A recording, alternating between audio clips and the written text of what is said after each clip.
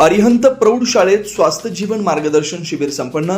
श्री क्षेत्र धर्मस्थळ ग्रामीणाभिवृद्धी संघाचं नियोजन. आज मोबाईलच्या जमान्यात अनेक युवा पिढी व्यसनाच्या आहारी गेली असल्याचं दिसून येत आहे. सुसंस्कृत जीवन जगण्यासाठी विद्यार्थी दशेत मुलांना प्रबोधनाचे धडे देण्यात यावेत या उद्देशानं बोरगाव येथील श्री अरिहंत माध्यमिक शाळेच्या 9वी व 10वी विद्यार्थीसाठी प्रबोधन कार्यक्रम आयोजित करण्यात आले होते.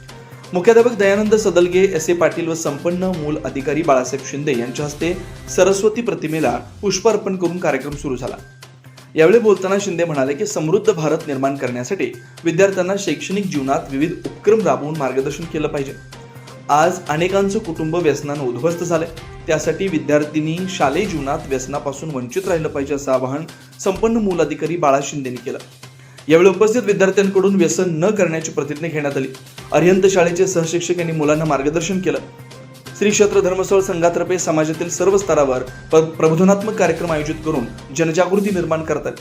या कार्यक्रमास विभागीय अधिकारी श्री मंजुनाथ नाईक, बाळासाहेब शिंदे, अरिहंत शाळेचे मुख्याध्यापक एस.ए. पाटील, दयानंद सदलगे, सेवा प्रतिनिधी आरती बंकापूर यांसह श्री क्षेत्र धर्मस्थळ संघाचे कर्मचारी, विद्यार्थी, शिक्षक वृंद व ग्रामस्थ मोठ्या प्रमाणात उपस्थित होते.